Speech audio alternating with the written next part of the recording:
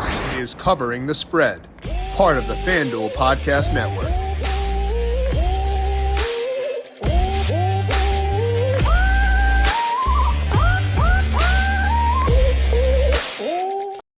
There is an old song that goes, I fought the law and the law won. And that can often apply to betting markets as well, because typically when you are super far off from the markets, you're probably the one who is wrong. Betting markets tend to be very, very efficient. So if you disagree vehemently with what the market is saying, there's a good chance you're the one who's actually wrong and not the market.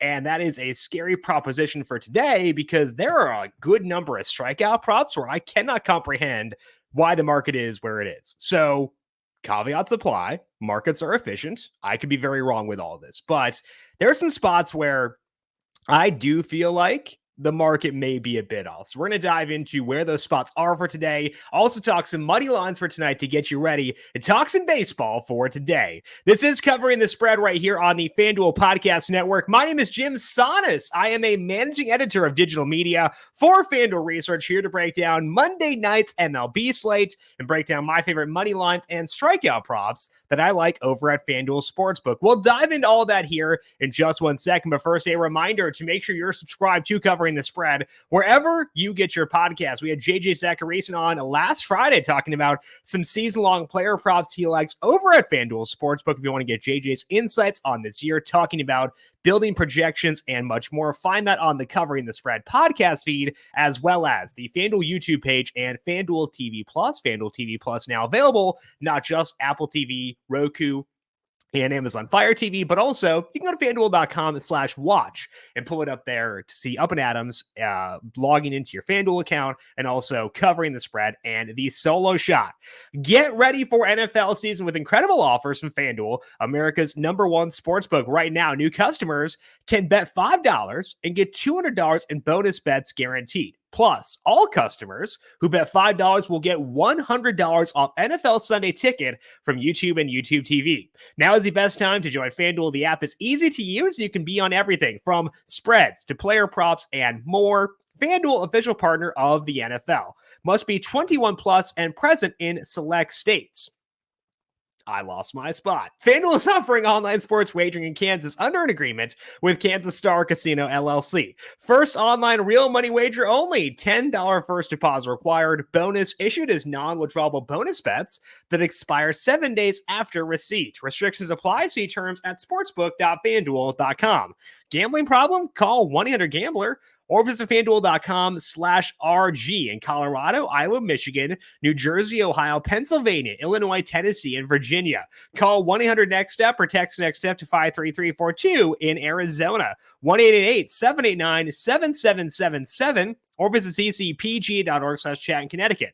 1-800-9-WITH-IT in Indiana. 1-800-522-4700 or visit ksgamblinghelp.com in Kansas. 1-877-770-STOP in Louisiana. mdgamblinghelp.org in Maryland. 1-800-GAMBLER.net in West Virginia. Call 1-800-522-4700 in Wyoming. Hope is here. Visit gamblinghelplinema.org or call 800-327-5050 for 24/7 support in Massachusetts. And call 1-877-8-HOPE-NY or text HOPE-NY in New York. NFL Sunday Ticket offer ends 9/18/23. No refunds. Terms and embargoes imply $100 off NFL Sunday Ticket, not YouTube TV. YouTube TV base plan required to watch YouTube TV. Redemption requires a Google account and current form of payment. Commercial use is excluded. Let's dig in now to tonight's MLB slate and start things off with the money lines I like over at FanDuel Sportsbook. It begins with a game with a couple of teams with playoff aspirations. That is the Boston Red Sox taking on the Houston Astros. We've seen some movement in this game. When I looked at it this morning, it was the Red Sox to win at -120. They are now down to -132. That puts their implied win odds up to 56.9%. My model has them at 60.6% to win. So make sure you shop around as always, see if you can get that -120 out there somewhere. But I've still got enough of a cushion where I can still feel good about the Red Sox here. Again, 60.6% for me, and the new implied odds at -132 are 56.9%. Reason I was on the Red Sox to begin with is because of the issues of the struggles that Christian Javier has had. Javier, really rough summer. And the struggles for him began when he started to cut back on his curveball usage. So I thought that maybe that was an explanation. Maybe there was an injury with Javier where he couldn't throw that pitch effectively, so he wasn't using it. But then last time out, Javier did go back to that curveball. He was facing Boston, the same team he'll face tonight, and it didn't help him very much. Still had just 3 walks compared to 3 strikeouts, let up 3 earned runs across 5 innings. And that game was at home. For the full season now, Javier has a 4.93 skill interactive ERA with a 4.73 expected ERA. So Javier went back to the curveball, did not get better results. So I kind of can't explain why things have been so rough for him recently. He's facing Boston again. That also does mean it's a repeat matchup here for Chris Sale. And Sale, Vila went back up a bit last week, and I thought that was somewhat encouraging because he'd been way down the start before that. So maybe it's not an injury. I don't know. It was not encouraging regardless for Chris Sale, and the Astros did get to him. So maybe we'll just see a lot of offense in this game. The total is at 10 runs, justifiably, I think, for tonight. But I do think the Red Sox are the preferred side here, given that Javier has not had the same peripherals through his struggles as Chris Sale has. So I'd go with Boston here. Still value at minus 132, but as always, make sure you shop around and try to identify the best price for that. Second money line for tonight is the Minnesota Twins taking on the Cleveland Guardians. The Twins money line currently at FanDuel Sportsbook is minus 164, and I do show value there. My model is the Twins win odds at 68.4% versus their implied odds at 62.1%. Twins are facing Xavier Curry, who has had some rough underlying numbers despite okay results as he has been getting stretched out. We've had 9 outings on Curry where he's been getting his pitch count up very slowly. He had a game last week that was suspended because of rain, so kind of nothing to do about that one. But across those 9 outings, Curry, with the increased pitch counts, has led up a 46.7% hard hit rate with a 54.9% fly ball rate. And now you put those rough batted ball numbers up against a Twins team that, despite the fact they adore striking out, they can make a lot of hard contact and make your life pretty tough because they have a 112 WRC plus against righties on the current active roster. That is including the massive strikeout rate, which means that when they make contact, they're doing very good things with it. Twins are starting Kenta Maeda here. Maeda hasn't the best results always, but 3.26 skill interactive ERA from Maeda since he returned from the IL. So Cleveland's offense has been better overall recently than they were earlier on this year. The WRC plus against righties up to 93 right now.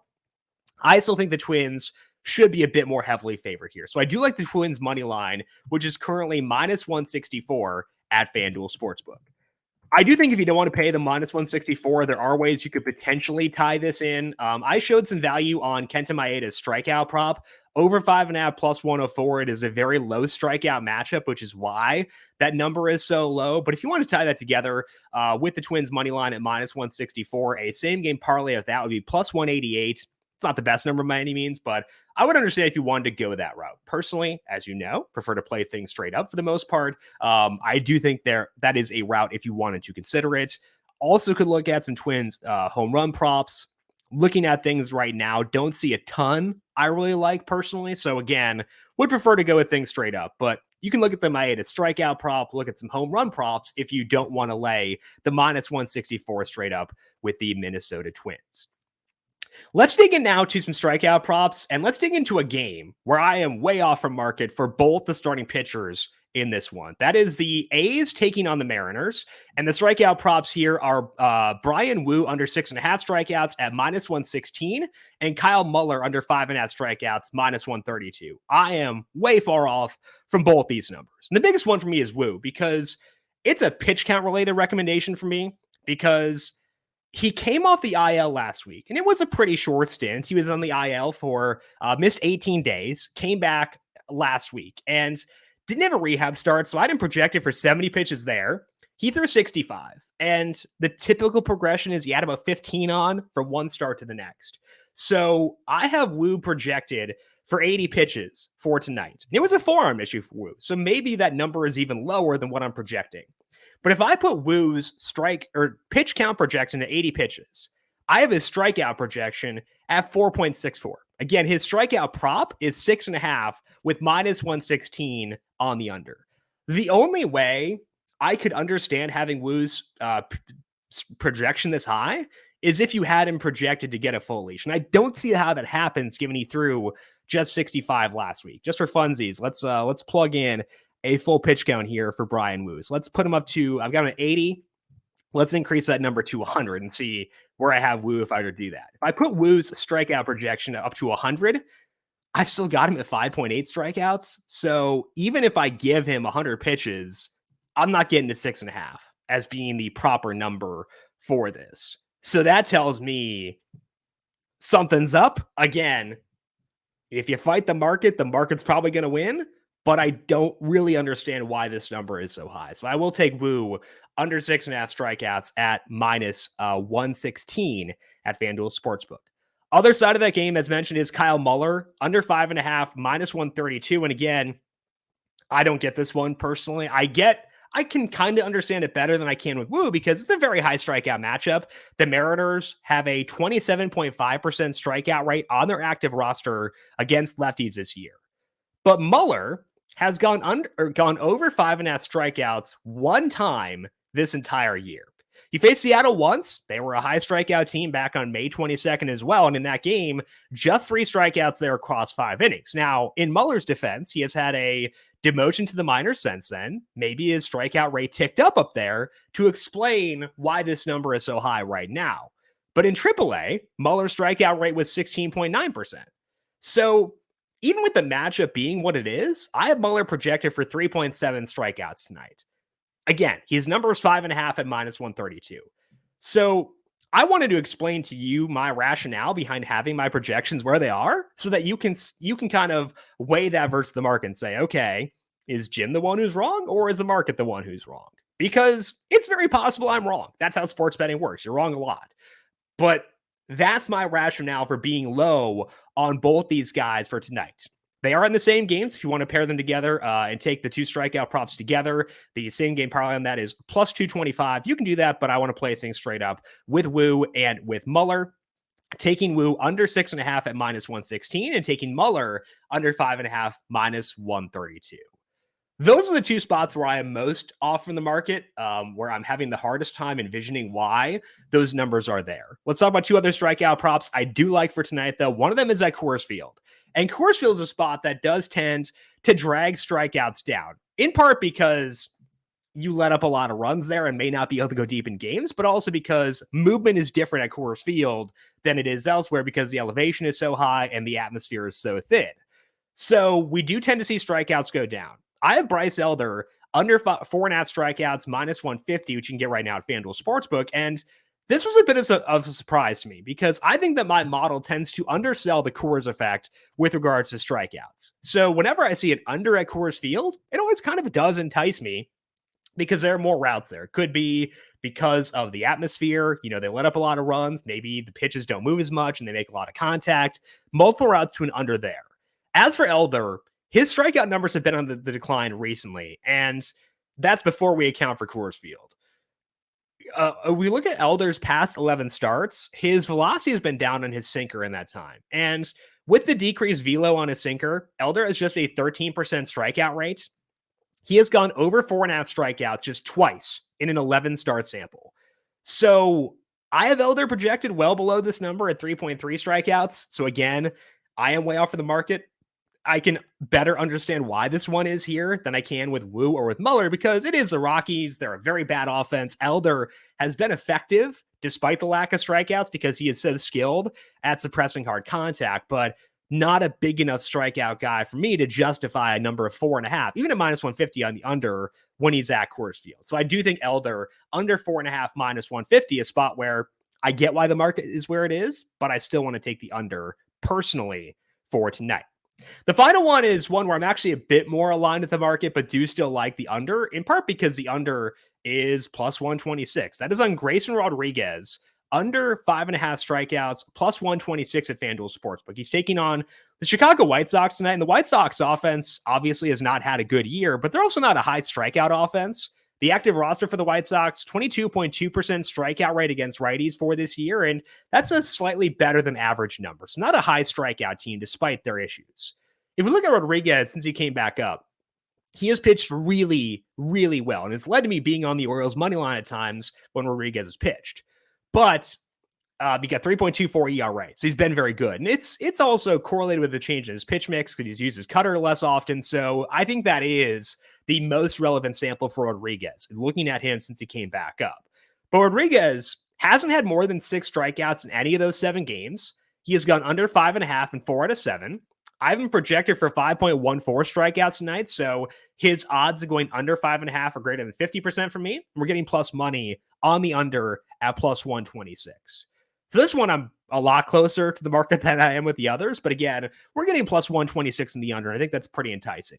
So I do think that that's the right way to go. Taking the under on Rodriguez at plus 126. So the strikeout props for tonight over at FanDuel Sportsbook. I like Rodriguez under 5.5 plus 126. I like Kyle Muller under 5.5 strikeouts minus 132. Bryce Elder under 4.5 strikeouts minus 150. And Brian Wu under 6.5 strikeouts minus 116. As mentioned again, always proceed with caution when you're way off in the market. If you're building out a model and don't align with the market at all, probably going to be a red flag. I run this model for a while. That's why I feel more okay being off from the market and having some confidence in it. But, you know, you do want to proceed with caution when that is the case. But that's where my model is leading me for tonight. That's all we have for baseball for today, but I do got to go back through last week, recapping the week-long recommendations from here on the show as an accountability segment for us here at Covering the Spread. Our first college football show of the season was a successful one. Our guest, as always, was Dr. Ed Feng. You can find him on Twitter at The Power Rank and check him out on his website, thepowerrank.com. Ed said he wanted Notre Dame minus 20.5 against Navy in Ireland, and they would have almost covered 40.5 because Notre Dame won that one 42-3. Pretty easy coast to a win for Ed in that one. So a good way to start things off with Ed. We're going to talk week 1 in college football coming up on Wednesday. It is wild. We are already there. Our EPL guest was Austin Cass for match week number 3. Find Austin on Twitter at Austin Cass. He is a senior editor for FanDuel Research, and we did get finally some regression here with Austin. The 2 bets for Manchester City over 2.5 goals, even money, and Newcastle to win at plus 115. Man City scored 2, but those came in the 63rd and 88th minutes, and they couldn't get a third in there. So under 2.5 did hit there for Man City, and then Newcastle lost 2-1. So still a 4-2 start to the year for Austin, which is very impressive. Regression was going to come eventually. So we'll get Austin back here on the show later on this week, talk match week number 4. Good start overall for the year, despite this past week for Austin. I had NASCAR and Formula One for this week. NASCAR in Daytona, Formula One in the Netherlands. No broken wrists in NASCAR. So let's start things off there. That's a lot cheerier. For NASCAR, I had Kevin Harvick to podium at 10-1, Eric Jones to win at 35-1. And heading to the final restart, Harvick was leading. And so there were 2 laps left. He was leading the 2 RFK cars. Brad Keselowski and Chris Buescher were on the outside. Harvick had Chase Elliott behind him, and Elliott didn't give him a good push on the restart. So Harvick fell behind. The RFK cars got linked. They ran away, and they were going to win. So Harvick is running third, still in contention to cash the podium bet at 10-1. But then Elliott did what he had to do. You know, he needed to get out of line, try to win this race in order to try to qualify for the playoffs. So he ditched Harvick. Harvick fell back to 9th, did not cash the podium. That was disappointing, but he was in contention with 2 laps to go, leading the race with 2 laps to go. Thought he had a chance, but was not meant to be. Chris Buescher winning his 3rd race in the past 5, which is incredible.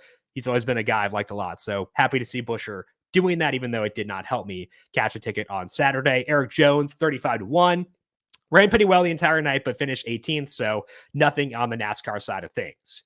In F1, I originally had 2 bets. Those were Daniel Ricciardo top 10 at plus 410 and Carlos Sainz to finish top 6 at plus 115. Ricciardo broke his wrist in practice on Friday, so he did not race. And I feel like I cursed him because on Friday, I had Ricciardo break his wrist, and I had Ryan Sieg in the Xfinity Series race. Didn't talk about this in the show, but talked about it in the betting guide over on FanDuel Research.